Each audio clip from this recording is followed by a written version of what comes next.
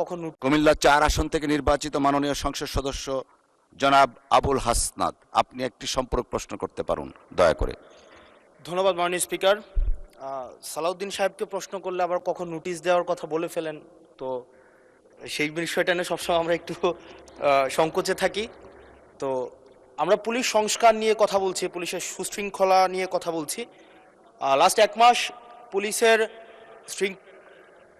পুলিশের শৃঙ্খলা নিয়ে যখন আমরা স্বরাষ্ট্রমন্ত্রী মহোদয় মাননীয় স্পিকার, মাননীয় সদস্য জি আসলে বলতে দেন। মাননীয় সদস্য লেট মি হ্যান্ডেল।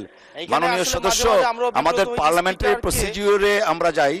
মাননীয় স্পিকার, আমরা যখন পুলিশ সংস্কার নিয়ে কথা বলছি, মাননীয় স্পিকার মাননীয় সদস্য আপনি দয়া করে বসুন। আমরা আশা করছি পরবর্তীতে আমরা সকল সদস্যগণ সংসদীয় যে নর্ম আছে, প্র্যাকটিস আছে, সেটা মেনে চলবো। Thank you. Yes, thank you মাননীয় স্পিকার। মাননীয় স্পিকার, পুলিশ সংস্কার নিয়ে যখন আমরা কথা বলি বা পুলিশের যে বিষয়গুলো, তৃণমূলের কিছু পুলিশের অনেক সমস্যা রয়েছে ইনস্ট্রুমেন্টাল। যেমন পুলিশকে যখন তদন্ত করতে পাঠানো হয়, ওই তদন্তের খরচ কিন্তু থানা থেকে দেওয়া হয় না, আর যেটা দেওয়া হয় সেটা কিন্তু অপ্রতুল। আমরা যখন পুলিশকে একটা কাজ করতে দিচ্ছি কিন্তু বাজেট দিচ্ছি না, পুলিশে একটা কালচার প্রচলিত রয়েছে, সেটা হচ্ছে ম্যানেজ করে নাও। এই ম্যানেজ করতে গিয়ে দেখা যায় পুলিশ দুর্নীতির বিভিন্ন কাজে তারা কনভেনশনালি জড়িয়ে পড়ে। যেমন কিছুদিন আগে আমাদের 26শে মার্চের প্রোগ্রাম হয়েছে, এবং সেটা হচ্ছে সবাই জানে, এই 26শে মার্চের প্রোগ্রামে যে বাজেট দেওয়া হয়েছে প্রশাসনকে, সেই বাজেট এবং প্রোগ্রাম করতে গিয়ে যে খরচ হয়েছে সেটার মধ্যে কিন্তু আনুপাতিক অনেক ধরনের ব্যবধান রয়েছে। তখন যে কাজটা করতে হয়, পুলিশ ব্যবসায়ী থেকে তারপর হচ্ছে তার এলাকার বিভিন্ন প্রতিষ্ঠিত মানুষ থেকে কিন্তু অর্থ উঠাতে হয়। আমার মাননীয় স্বরাষ্ট্রমন্ত্রীর কাছে প্রশ্নটি হচ্ছে, এই যে পুলিশের যথাযথ বাজেট দেওয়া হবে কিনা, যাতে করে তাদের যে রুটিন ডেইলি অ্যাক্টিভিটিগুলো রয়েছে সেই ডেইলি অ্যাক্টিভিটিগুলো যথাযথভাবে তারা পরিচালনা করতে পারে, এবং তাদেরকে যেন ম্যানেজ করে নাও কালচারে যেন না যেতে হয়, এবং কোনো ধরনের দুর্নীতিতে যেন তাদেরকে যুক্ত না হতে হয়। ধন্যবাদ। আর একটা বিষয়, যদি সম্বোধন করার ক্ষেত্রে যদি ভুল হয়ে থাকে সেটা আমি অ্যাকনোলেজ করছি, কারণ আমার এই সংসদে আমি আসছি, আমার 27.5 বছর বয়স। সেখানে মাননীয় স্বরাষ্ট্রমন্ত্রী যখন সংসদে এসেছেন 1991 সালে, আর আমি জন্ম হয়েছি 1998 সালে।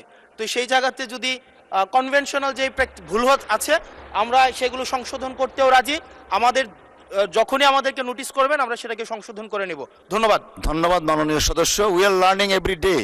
ধন্যবাদ। মাননীয় মন্ত্রী। মাননীয় স্পিকার, আপনাকে ধন্যবাদ। এটাই হচ্ছে পার্লামেন্টারি কালচার। আমি বয়স যাই হোক, মাননীয় সংসদ সদস্য হিসাবে আমাকে অ্যাড্রেস করতে হবে যে সদস্য প্রশ্নটি উত্থাপন করেছেন। আর্লি এজে পার্লামেন্টে আসাটা একটা সৌভাগ্যের বিষয়। আমরা সবারই উজ্জ্বল ভবিষ্যৎ কামনা করি। যেই